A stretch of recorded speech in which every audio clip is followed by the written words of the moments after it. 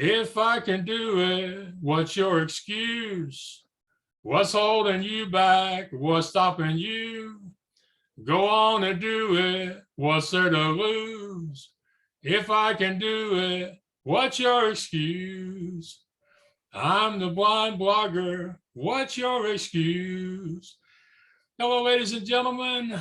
This is another episode of What's Your Excuse? And I am your host, the blind blogger, Maxwell Ivy. And we're going to have a great conversation today. And I'm really happy that y'all are going to be with us here again today. I want to mention our sponsors. And the first is Blueberry, which is the word blueberry, but you take out the letter E's. And they provide not only financial, but technical support for this podcast, for the Shredding for Gold podcast hosted by Emily Trepanier, and for the podcast network, which you can find over at wyexcuse.com/shows. We wouldn't be able to keep doing this without them, and I really do advise y'all to look into them if you're considering starting a podcast or you've grown unhappy with your current hosting provider and you want to switch. And then the other sponsor, very indebted to Chip and Pam Edwards and the team at Create My Voice. They're the ones who created the invocation and they work behind the scenes on my audio branding so that you can go to your Alexa or Google or Siri and say, play What's Your Excuse? And if you're looking to make sure your podcast or your blog or your creative work is properly found on those wearable mobile devices, then I strongly advise you to get a hold with Chip. I'll include a link to Create My Voice in the show notes. And he loves having conversations about the importance of invocations and audio branding. So I do hope y'all will check him out. So today I'm going to be having a conversation with my new friend. Her name is Donna Jodhan. And she is an award-winning vision loss coach, an author, an advocate for the visually impaired and for disabilities in general, or the disabled. She is also a law school graduate and host of two podcasts, Ask Donna and Dining with Donna. And you can find her at donnajodhan.com or at sterlingcreations.ca. And I will definitely include the links to her websites and anything else of hers that y'all need to be able to find, like her books or audio books, etc. So Donna, thank you and welcome to What's Your Excuse? Thank you for having me, Max. I'm very, very grateful.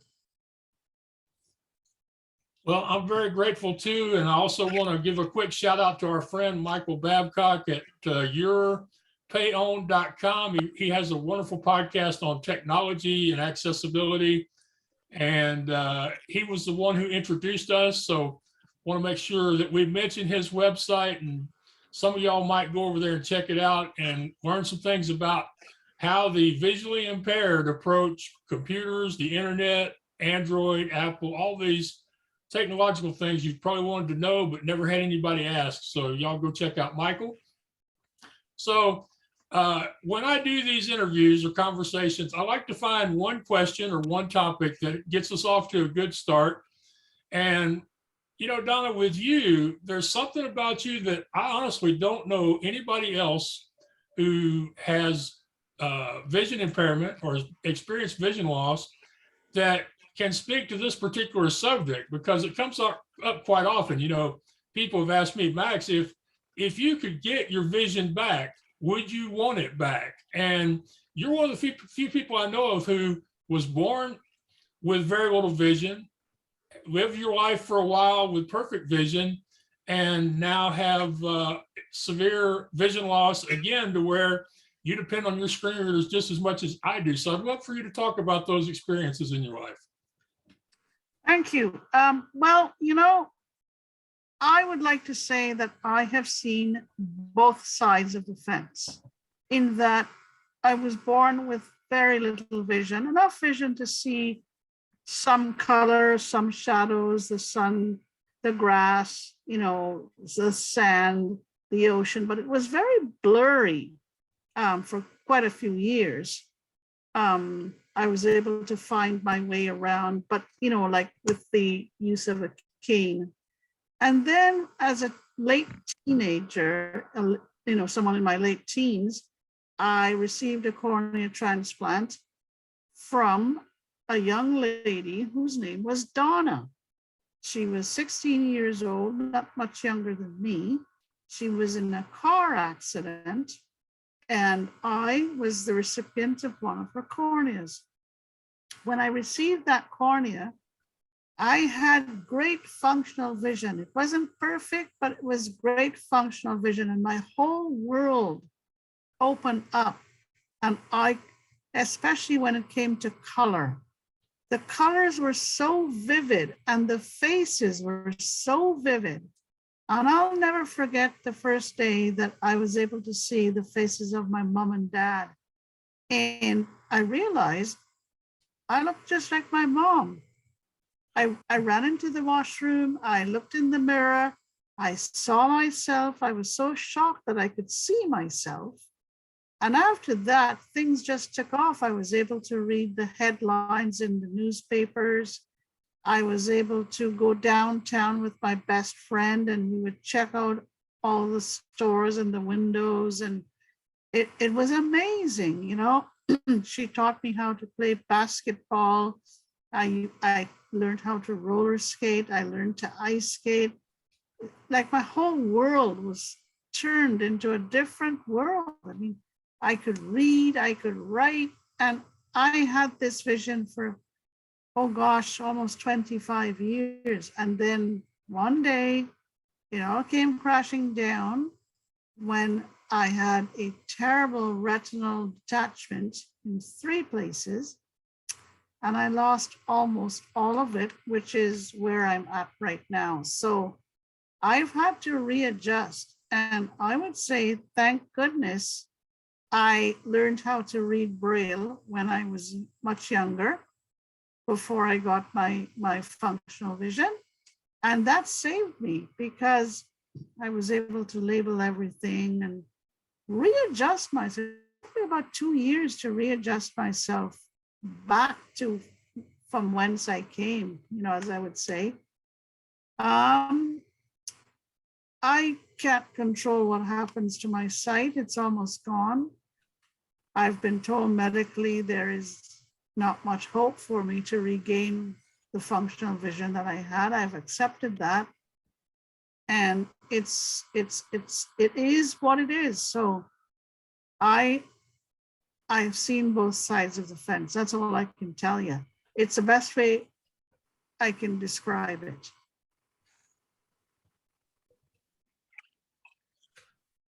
Okay, so you mentioned that you were able to readjust to your latest vision loss, but you said even with knowing Braille, it took you 2 years. Now, was most of that time the result of practical changes, or was most of that at the time the result of having to readjust emotionally, even though you had been blind before?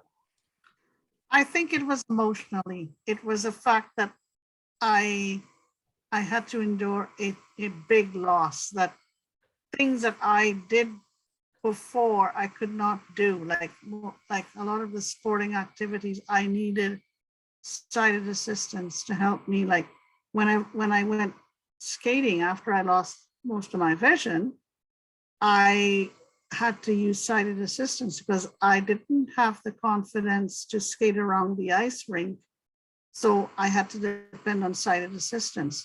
And for example, going shopping, again, I had to depend on sighted assistance because whereas when I had my high functioning vision, I could see the packages and read the labels. I couldn't do that anymore. So it took me 2 years to really readjust my psyche, readjust myself, and find ways to cope that this is what happened. Right. And how did your family or your close friends deal with your vision loss, both as a young child and then later in life? I think when I got, okay, let's deal first with, I call it stage one, when I had very little vision. I don't think my family really made much of it. They realized I couldn't see very well at all. And they were very, very helpful. My cousins, my brothers, my parents, my granny, they all accepted what was going on, and they allowed me to really, like, it was, I called it born free. I was free to do whatever I want. And then when I got my high functioning vision, they were all quite excited.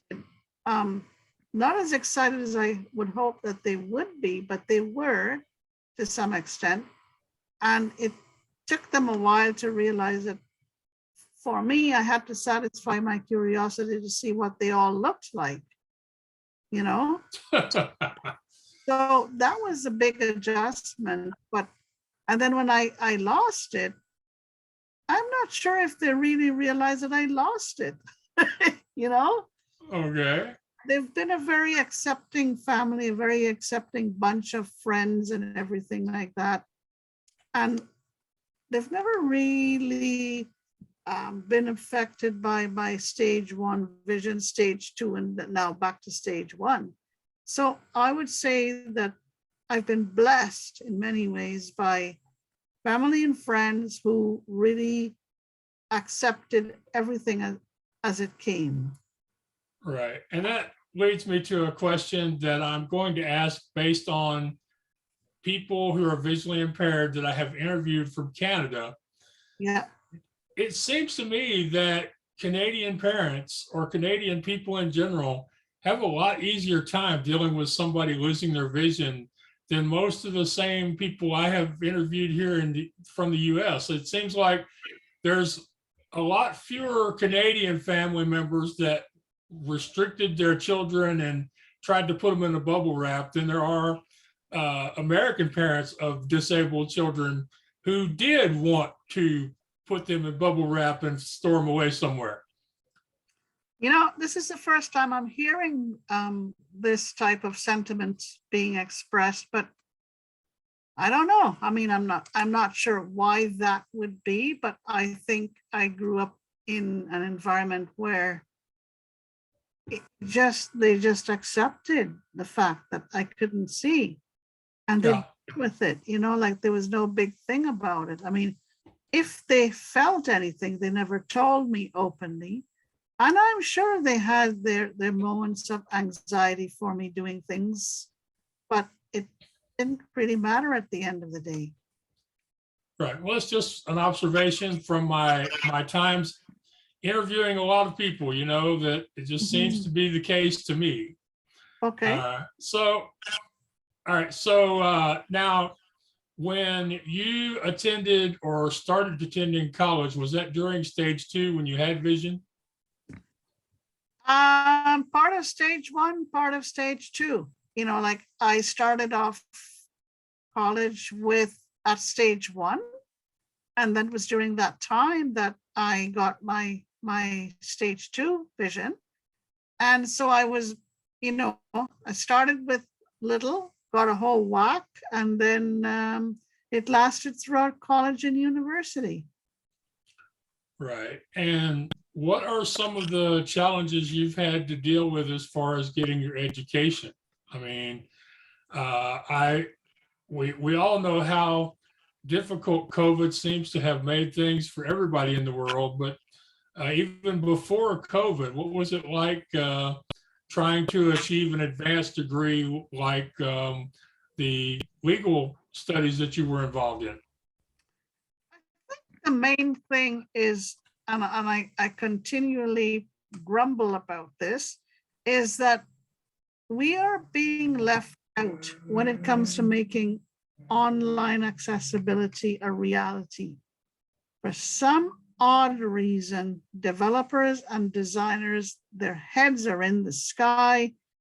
They don't quite understand when you say, I can't see, I need to use screen reading software. They're still very much behind when it comes to understanding. There's an attitudinal barrier there, I would say, that continues to irritate and disappoint me personally, because I don't know what is the right answer to trying to convince these people that you cannot leave us behind. You know, the level of accessibility and inclusivity is still very much in the dark, if I should say so, because I'd like to see more online systems be made more accessible. That was the biggest challenge when I did my legal studies, because, you know, I had to fight to get things done. But I will tell you at the same time that where I studied at the University of London, England, and I chose this university deliberately because of their attitude towards accessibility. I think they understood, they got it, they realized it, and they did the best that they could, you know, to make things accessible. The online process was not always easygoing. I had to have a sighted friend to help me out. But coming back to responding to your question, it's accessibility. It's still a challenge when doing online studies. Right. Now, again, this is from my own experience. I find that the biggest challenge to inclusion when it comes to software and websites is that the designers are trying to design for a wide variety of abilities, and they will put in all sorts of bells and whistles and fancy options that 90% of the people who use that software are never going to use. But the fact that they're there gets in our way and makes it harder for us to use the parts of their software that would be helpful to us. I agree with that. Like, they think they're doing a huge favor when, you know, they put in all these so-called bells and whistles, but in essence, these bells and whistles are additional barriers for us to overcome. And the other thing we need to understand is that every time there is a software update, access technology is left behind. And then the developers of access technology now has to find ways to, you know, come back into step with mainstream software. You know, I think we need to explain that to people. You see, for those of you who do not use a screen reader or don't depend on one at least, when the Windows software is updated or the Apple software is updated, the devices, the programs that convert text to speech have to be retaught. Every time there's an update, someone or a huge team of someone's have to go and rewrite the code of the screen reading software so it knows how to deal with the changes. And that sometimes can take hours or days or months, and sometimes they never fix the things that they've changed. No. And that's very true. Like, an example is, I used to use this remote management piece of software called TeamViewer. Lovely piece of software, but since they, you know, included add-ons into it and everything, it's completely inaccessible. And we've spoken to them several times and they haven't fixed it. It's been about 2 years now. They haven't fixed it. No, and I was speaking to David Goldstein, who hosts I Can't See You, and he was one of the hosts of this year's Believe You Can talent show, and he told me that Zoom did an update just before they were going live, that whenever they went to the share screen option, which they had to use in order for the people in the virtual audience to see each of us performers, it knocked out the screen reader altogether. And they ended up, they wrangled some sighted assistants at the last minute, but it was not fun. Now, since then, Zoom has fixed that problem. And I have to admit that Zoom is one of the most accessible products I use. A lot of the time, I wish some of these online media companies or some of these organizations that need an online media platform would just go, hey, we're just going to use Zoom. Let's not try to build our own. Let's not try to customize our own. Let's just use one that's working. And of course, the reason Zoom works is because they understand we don't have access to a mouse click, and they provide us with keyboard command combinations for everything we need to do while we're running Zoom. So that's a really, it's really cool to have at least one place you can go and have a meeting and not have to worry about accessibility. And I agree. I think Zoom is very accessible, but there is another platform. I think it's Teams. They're not terribly accessible, although I've been told that in recent times they have become more accessible. But there is an example that they're not fully accessible. Right. And programs like Blackboard or Whiteboard or whatever that one's called that they use for classroom meetings. From what I hear, that one's a real nightmare. But, you know, people find ways. And I think, you know, maybe you could talk a little bit about how as a visually impaired person, you have to be a brilliant problem solver. I mean, you're right. It's not for the faint of heart. You have to find what I call workarounds. Yes. You know? And you have to be quick on your feet. You have to be thinking a little bit ahead.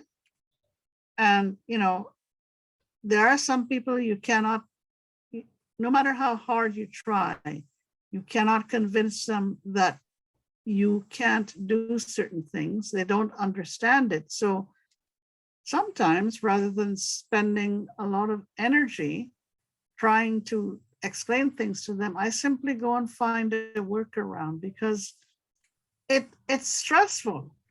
It's nerve-wracking at times when they don't get it. And I don't expect everybody to get it. Most people will not get it because they don't know someone who with a vision impairment. So if you don't know someone with a vision impairment, or you've never worked with someone with a vision impairment, I don't expect you to be able to get it. Although some people have very innate, or what I call native senses that they're able to understand. But too many people don't. And this is where you got to go into your workarounds and become extremely good problem solvers, or else you're going to spend a lot of your time simply being, you know, left behind, or you're going to be suffering from stress. Right. So just to remind y'all, I'm speaking with Donna Jodhan, and she's an award-winning vision loss coach, author, advocate, recent law school graduate, and host of 2 podcasts, Ask Donna and Dining with Donna, and you can find her at donnajodhan.com. And I'd like to mention a company here. They are not a sponsor of the show, but they've been very great, supportive of me as far as being able to do better with my work. It's a company called Less Annoying CRM, and it's what they call a content or relationship management software program. It is very highly screen reader friendly. It's low cost, easy to use. Even I was able to start using it. And if you can't use it on your own, they've got great customer support people. So considering we were talking about the frustrations, I thought I'd mention a company that's getting it right. And so where did your advocacy start, and what are some of the accomplishments that you're most proud of as far as being able to get things changed for other visually impaired people?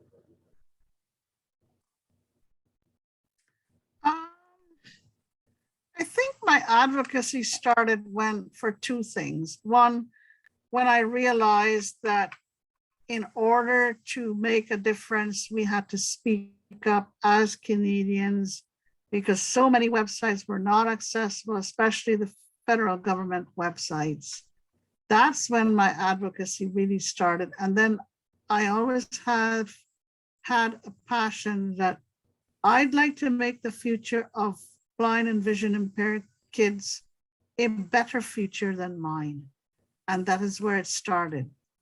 So I think for me, the 2 greatest achievements that I would say I am proud of, but then on the other hand, I sometimes think, why did I have to fight so darn hard to ensure that federal government websites were made accessible, and that we had to fight so darn hard to convince the Canadian government that they needed to enact legislation for an Accessible Canada Act. So the first, it was called a landmark victory in 2010, when, well, we started our legal challenge to the Canadian government in 2006, I and a small group of associates. We took them to court in 2010. We won our case. They decided to appeal that decision, but they lost in 2012. And to me, that was one of the greatest achievements for me personally, along with my team. But then again, the sadness is that why did we have to do this in order to get what was legitimately our rights, to have our rights recognized, protected, and legitimized? Why did we have to fight for this? I still don't have an answer. And the second greatest achievement for me was when I founded a nonprofit organization at the end of 2014 called Barrier Free Canada. And our main objective was to lobby the Canadian government to enact legislation so that Canada could become an accessible country. Or believe it or not, this is a developed country, but we were 25 years behind the United States as far as enacting legislation for accessibility. That legislation was enacted on July the 12th or whatever in 2019. It was called the Accessible Canada Act. But still, Canada is struggling when it comes to accessibility. And, you know, some people may disagree with me. The act is in place, but now, you know, federal entities and federal government departments have to file their work plans for accessibility. And, you know, all the different infrastructure props, as I would call them, that need to be there in order to make this act effective. We're not going to see real results until maybe 2040, because they have a long time to get this stuff, you know. So I'm saying that this is a country that really needs to keep pushing, and we cannot expect the government or any government at any level in this country to do it on their own. We as a community have to push them to do it. And if we don't push them to do it, it won't be done. Right. So what did you learn about the process of advocating for these laws in Canada, about yourself? Say that again. I said, what did you learn about yourself? What lessons can you share with other people from your experiences advocating for these laws? What I learned about myself is that I had to develop patience. I had to follow through with my passion. I had to develop a very thick skin, because trust me when I tell you that when we first launched the Charter Challenge against the Canadian government in 2006, I was attacked personally and professionally from many quarters. And I had to learn to deal with it. I had to learn to put it behind me, because I knew that if I started something, I had to complete it. And as I was saying to my mom the other day, if you honestly think that you are right about something, go for it. If you're not sure, don't do it. And people would quickly see that you are stumbling and stammering, and they'll take advantage of that. So all I'm saying is, when you decide to go into advocacy, it is not for the faint of heart. You got to be very, very sure as to what you're doing. And if at any time you feel that this is not for you, give it up. Give it up and leave, because you don't want to be, constantly be knocked down. I mean, not everything you do is going to work out. No. But whatever you choose to do, choose it carefully. Choose your battles. You're not going to win the war, but you're going to win some battles.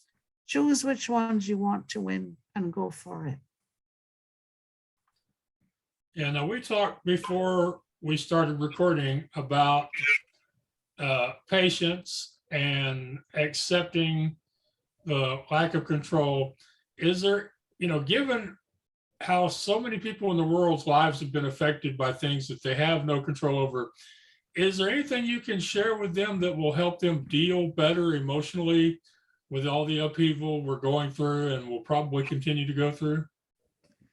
I think for me, one of the important things is that you got to discover or realize what you can control and what you cannot control. So, for example, you cannot control people's attitudes. You could try to change it, but you can't, at the end of the day, you cannot control what other people think. You can control what you think. You can control what you do. And that's the important thing. What I do and what I think is what I can control. But what other people think and what other people do, I cannot control that. All I can do is find what I call workarounds to deal with what I cannot control. Right. In my family, my dad used to have a saying. He said, there are going to be people you can't persuade or convince. And when you run across those people, the best thing to do is to either avoid them or tell them a story. So he believed that a good story could overcome a lot of objections, and he was a very good storyteller. So I like how you say decide what you can control and what you can't control, and focus on the things you actually have some influence over. The other thing too, and I think your dad is right, is that if you find that there is a particular person that causes you a problem or you can't seem to get through to them, you've got to make up your mind. I sort of give this comparison. It's like trying to surf a wave in the ocean. Okay. Now this wave is coming towards you. You got to make up your mind. Can I jump over this wave, or am I not going to be able to do that? It's like the individual. So if I think I can deal with this individual or jump over the wave, I jump. If I feel that I cannot deal with this individual, I either turn my back on this individual, turn my back on this wave and swim towards the shore, or go under the wave. You're never going to find that you will get along with every single person. That ain't going to happen. So you got to decide, and this comes with maturity. It comes with growing up. It comes with taking the extra time to understand people. You're not going to understand everybody, but do your best. Some people you get along with and some you don't. And you shouldn't feel guilty if you don't get along with a person. We're not all meant to get along together, are we? I guess that's probably true, but I get the sense that me and you probably get along with a much higher percentage than the people we don't. So that's true. Yeah. So tell me a little bit about your coaching, when that started, what kind of training you have, or if you're basing it on lived experience, and what people could expect if they were to hire you as their coach. So I've based my vision loss coaching on my lived experience or lived experience. I have a lot of lived experience. I've done a lot of things in my life as an author, an advocate, a blogger.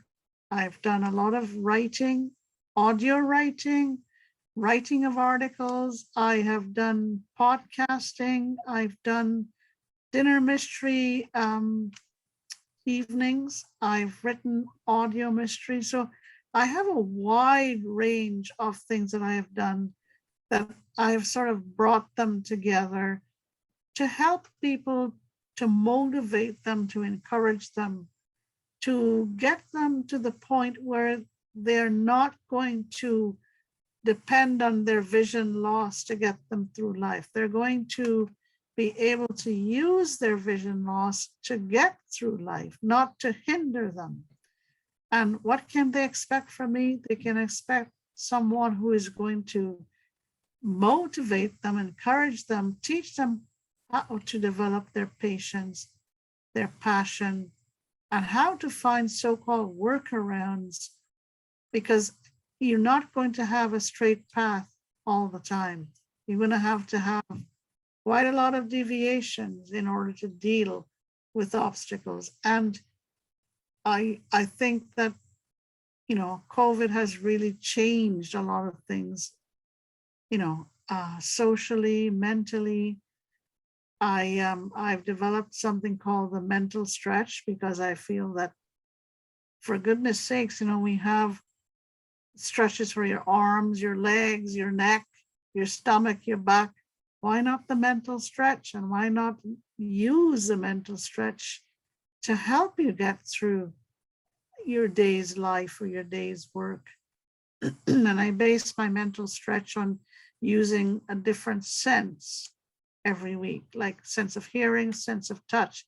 You'd be amazed that using a different sense every week, how it helps to, what I call the MIC principle. It is being able to clear your mind and your imagination of cobwebs and clutter, and to spark and stimulate your creative juices. It's something I really, really believe in, that I've been using for a few years now, and really depended on it throughout COVID. Still am depending on it. I think it's a marvelous way to deal with stresses and anxiety. And Right. it eventually boils down to, dealing with your sight loss, or finding ways to deal with your sight loss. Right. And just so y'all know, this mental stretch is also a part of her regular Ask Donna podcast. It's a final segment that I believe is almost like the dessert after a good meal. It's it packs a lot into it. And so y'all should definitely, when you check out her podcast, or both of them, you should definitely stay around to the end, because in Ask Donna, there's the mental stretch. And in Dining with Donna, there are I don't know what she calls the segment, but there are her workarounds to deal with kitchen mistakes, failures, or disasters. That's right. Yep. And she's already taught me a couple of things I had no idea about. And I'm just a simple feller, who knows? So when you are working with somebody who's had vision loss, does it affect your approach? Does the age of the person, as far as when they lost their vision, does that have any impact on how you have to approach them? Or do people losing their vision in their teens deal with it better than people who are in their 50s or 60s, or how does that work? Yes and no. Like, I've worked with teenagers who, they've lost their vision, and I'm telling you, they're so angry. They go into depression because, the teenage years are very interesting years, in that those are the years where they socialize more and they come out more. They want to self-identify. They want to develop their own identity, and then bingo, they lose their vision. It could be a big blow to them. Many of them have difficulty dealing with it. Some adapt to it very readily, but it's a difficult time for the teens. For those in their 50s and 60s, again, it's a different type of person you're dealing with. It's a person who has lived quite a few years fully sighted, and now they've gone and lost it. And they're sort of at a loss, like, well, what do I do? How do I cope? Can I live a life? You know, what's left for me? So you have both ends of the spectrum, right? You just Right. sort of sit down and figure out, what is this person wanting? How can I help this person? How can I make, like encourage them to understand that you've not lost everything.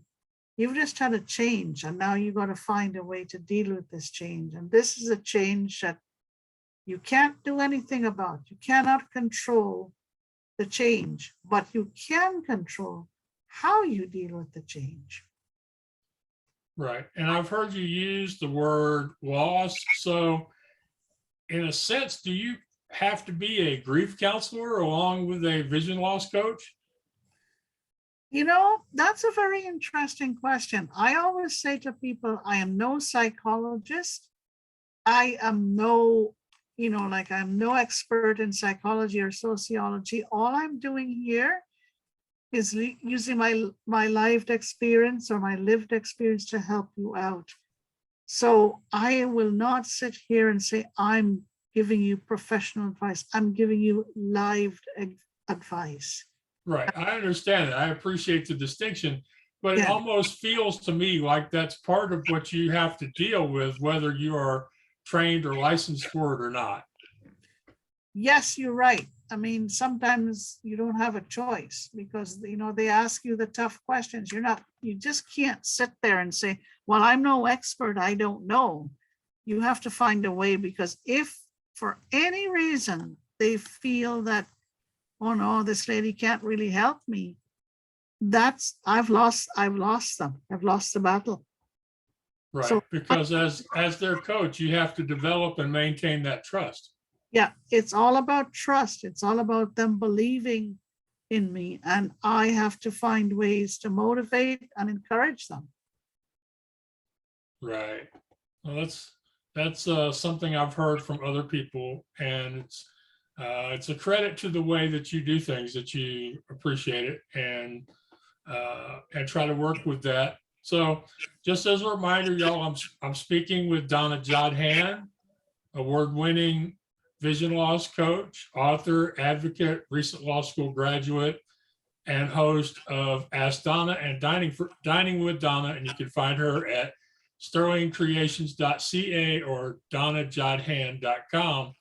So I'd like you to talk a little bit about your writing. How did you get started writing mysteries, and what has been your process? How have you gotten from story creation to putting the words down to turning them into audiobooks and even in-person events? I got to give credit to my mom and dad and my granny, because see, ever since I could think about it as a little child, they always used to tell me stories at night, audio stories. They would make up all kinds of stories, believe me. And I enjoyed it. And I think this is where my foundation was born, because of them telling me stories. And I like to say I have a very vivid imagination, a very creative imagination. And this is how my audio mysteries were born. I decided to develop a character called Detective DJ. That's my initials, DJ. And from there, it just took off. I just enjoyed writing these things and then putting them into audio form. And Detective DJ and the Crime Crushers, we were born, and that's how we did it. We have 3 seasons of Detective DJ and the Crime Crushers, which you can get at donnajodhan.com/store.html. There are even 4 samples, free samples, that you could download and listen to them. And I also have a Christmas, 12 Days of Christmas box set. It's pure imagination that went into this creation. There are 12 episodes. And it's just imagination. It's, I hope people enjoy it. Well, people have said they have enjoyed it. It's, I don't know how else to put it. Just pure imagination, all about Santa Claus, all about Santa has cousins, Santa Stoyan and Santa Stefan, and Sandy Claus is his brother, and so on and on we go. And I think I've been able to enjoy putting these audios together. I've really, really enjoyed it. And I have plans to write 2 more 12 Days of Christmas box sets and the 4th season. This one will be called Detective GJ Goes International. Yes, yes. I like it. I like it. So is Detective DJ's alter ego, Donna, going to be traveling to far-flung places to do research? Is that the plan? Well, she'll do her research virtually because she can't really travel. Well, one of the stories will be based in London, England, where I have visited a few times, and maybe one in Hawaii. I visited Hawaii, but I have to do a lot of my research from my computer. So yeah, right. End of the imagination.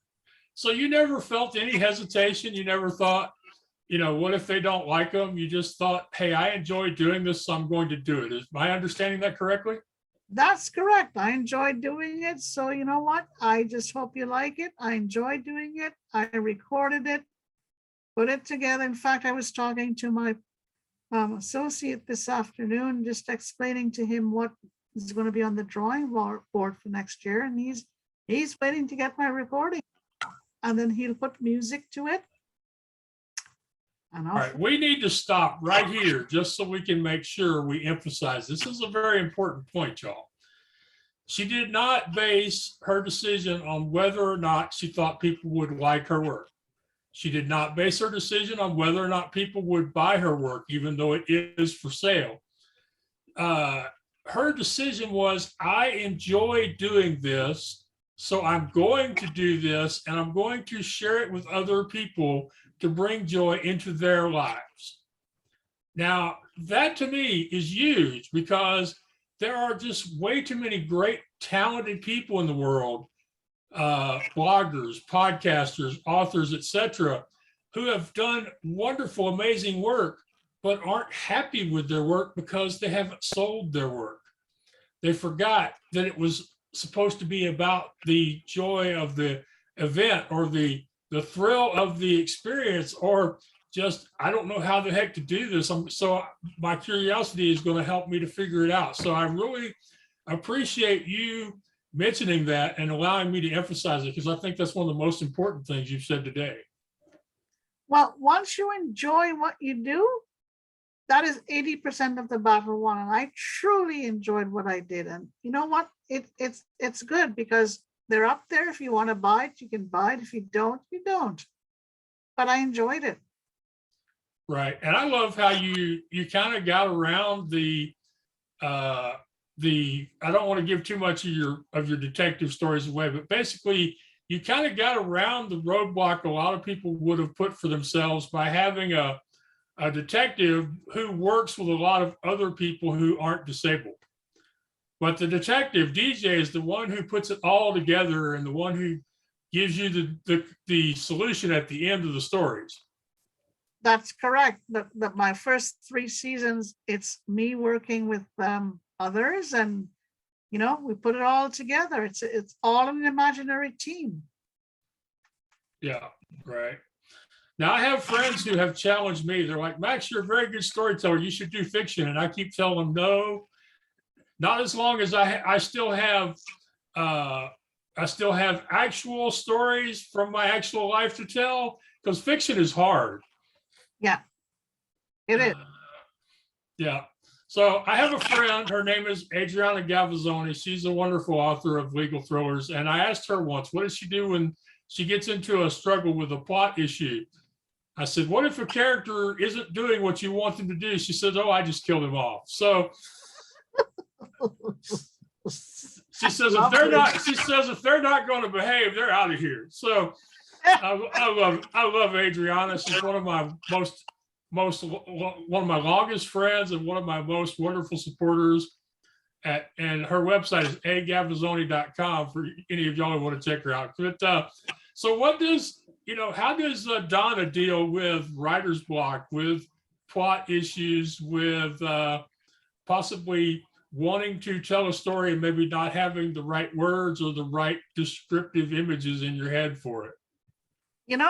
I'm blessed in that I've not really suffered from, writer's block very, very often.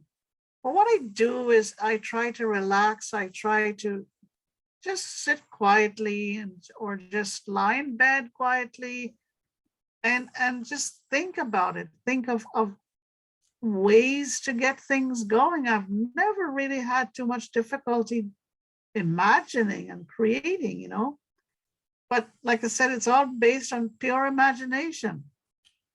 Okay, so basically about half my audience just decided that they hate you because you've never really had writer's block. But you did share with them how to get over it through relaxation and meditation and calming your mind. And that MICC thing you shared with them earlier, I'm sure helps in this area as well. Yep, it does. I mean, like I said, I'm very, very willing to talk to anybody about my mental stretch. It works. Trust me, it works like magic. And I think it's one way to get over the writer's block. Right. So there's just one last thing I really wanted to ask you about, and it's when did you get into cooking, and what possessed you to decide you wanted to do a cooking podcast? That's a good question. Throughout the COVID, because my mom doesn't live close to me, she's in another country. Mom used to coach me over the phone, and I would say, Mom, how do you cook this? How do you do this? And patient, Mom, she would tell me, I would write it down, and then I would go and experiment with it, or I would share it with friends. And then I kind of thought, I am liking this. I want to share it with other people. And I've said it on my Dining with Donna shows, is that it's a way to create and imagine. You get into the kitchen, nothing is wrong. Everything you do is right because it's what you do and what you create. It's yours. So you could, subtract from a recipe, make up your recipe, extend the recipe, you could do so many things. Again, it's using your imagination and your creativity. And then I thought, okay, I have these mysteries. I'm going to go now and turn this into an audio show. And my good friend, Victor Guvia, he has always, been very encouraging to me. He hosts my Ask Donna show and my Dining with Donna show. Like when I say host, he posts it and circulates it. And I really enjoy my Dining with Donna show. I really do. Yeah, and like I say, I think the part at the end where you help with kitchen mistakes is really helpful, and it's not one of those things that's just helpful to a visually impaired listener. There are things in there that I believe there are sighted people Googling every day that they would know if they listened to Dining with Donna. It's what? It's for everybody. There are tips in there as to how to, if you run out of butter, for example, what you can do, like substitutions. You want to save time, there are tips in there as well. You want to be able to peel onions without crying, because you know what onions do. They're lots of tips in there for every little thing. And as time goes on, I'll be sharing tips, not just about the kitchen, but there are going to be tips on how to deal with things like stains on your carpets, how to deal with the, cleaning your car, things like that. So it's for everybody. And the important thing is, well, I just happen to be vision impaired. So what? I have these tips to share. Yeah. Yeah.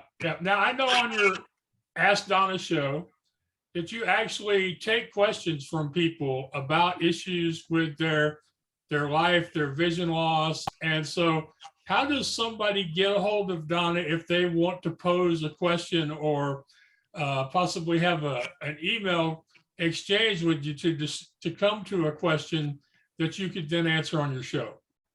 You can write to me at Ask Donna on blindlife@gmail.com. So that's AskDonnaOnBlindlife@gmail.com. So it's Ask Donna on blindlife, all one word, @gmail.com.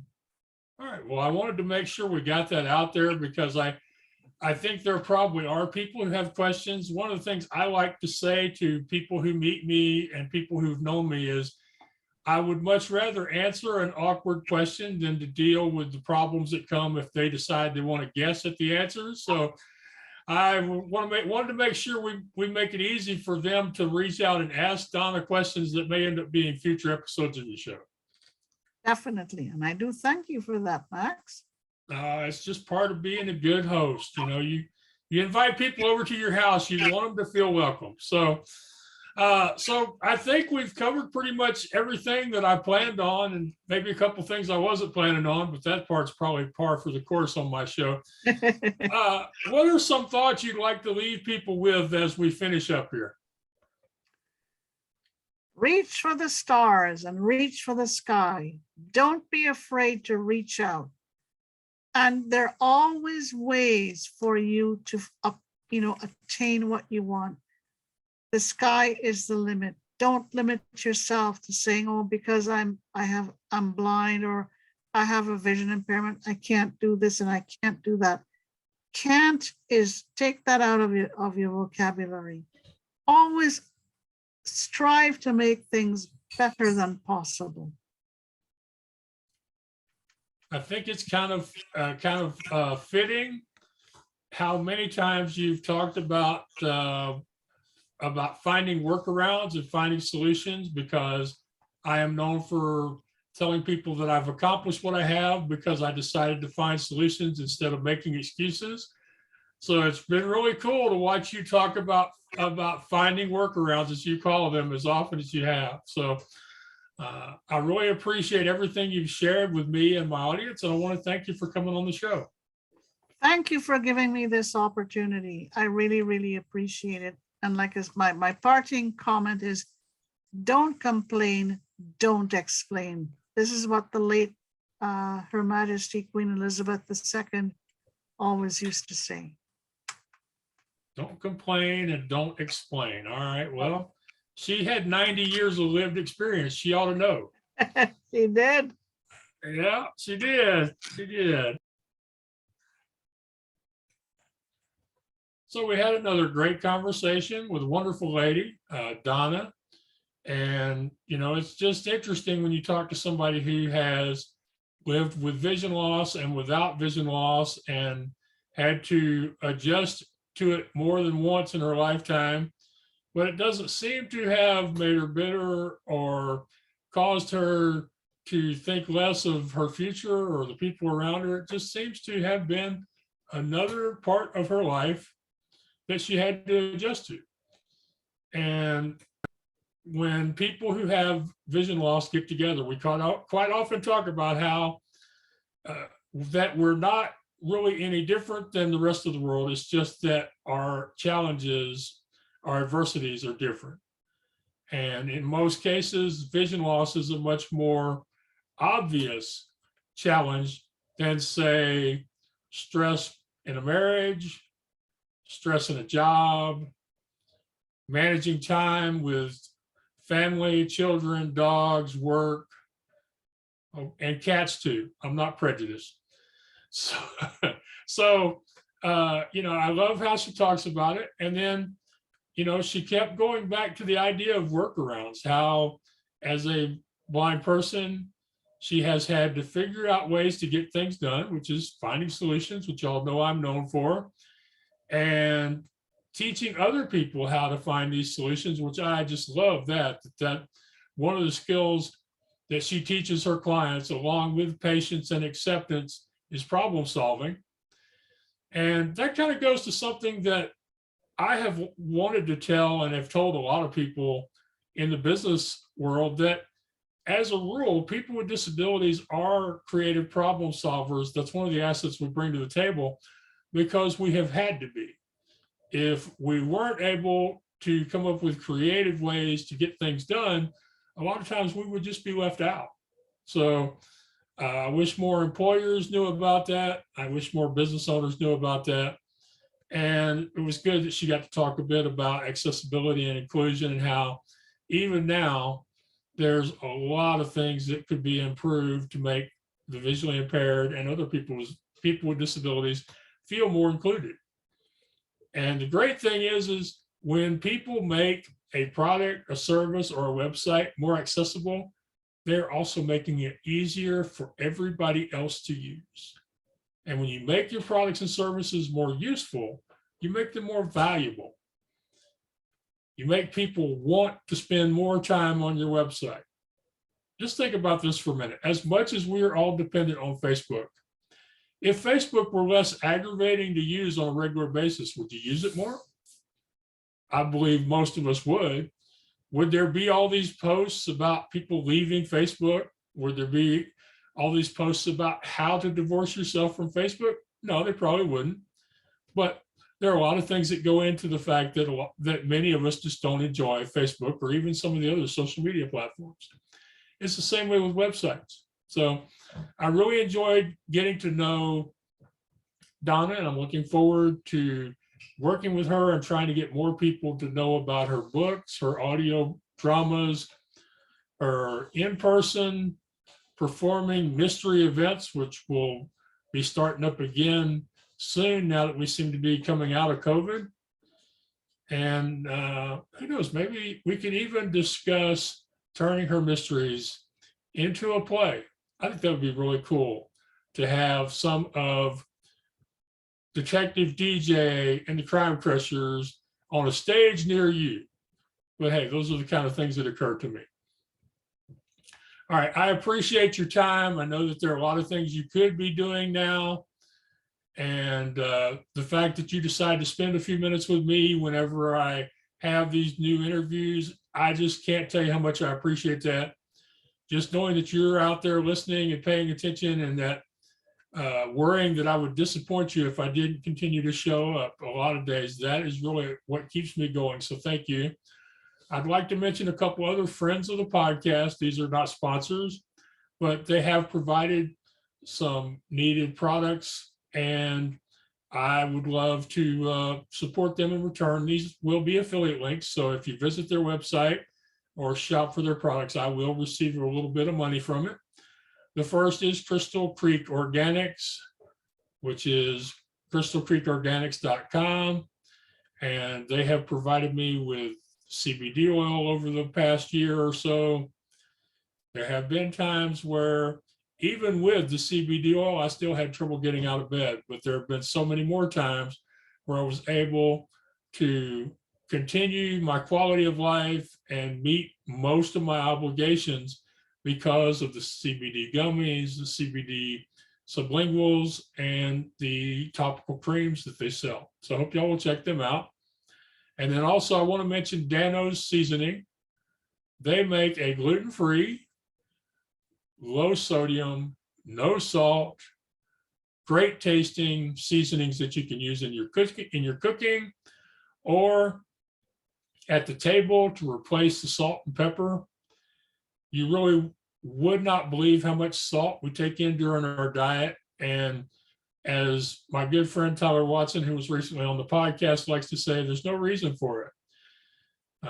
People can get the wonderful, great tasting flavors they need from Dano's, and it's less than 50 milligrams of sodium per quarter teaspoon. There's no salt. It's gluten-free. So I do hope y'all will check out Dano's seasoning. I honestly, they have given me the gift of giving my brother back having good tasting food. Yeah, I messed that line up big time, I know. But he's an arrhythmia survivor. We really have to watch his salt. He really has to watch his salt. And this product allows him to enjoy food. And that's a big thing in his life. So I hope if you have a family member that needs the low sodium, or you just feel like it would be a great thing to do this time of year to get it to restart yourself as you go into the holiday season, then I hope you'll check out Dano's seasoning. All right, that's pretty much it. If you need somebody to help you get exposure by teaching you to do interviews and booking you on podcasts, more than happy for you to reach out to me. We can have a conversation. I can tell you how I do it, why I do it, and tell you what you can expect from doing it. It is the most fun, most energizing way I know to get my name out there, by being interviewed on other people's shows. So I hope you will consider that. And oh yeah, just one last mention here. I recently started as a member of the A11 IANTS team for AudioEye.com. I also have started writing blog posts on accessibility, technology, and other things having to do with vision loss for their website, AudioEye.com. So I hope you will visit their website, check out my article. There will be a post coming about that for my website very soon. But hey, until then, I want to thank you again. I really appreciate your support. And I want you to do what you can to keep yourself safe. Thank you. Too many times we stand aside and let the water slip away, till what we put off to tomorrow has finally come today. So don't stand upon the shoreline and say you're satisfied. Choose to chance the rapids and dare to dance the tide.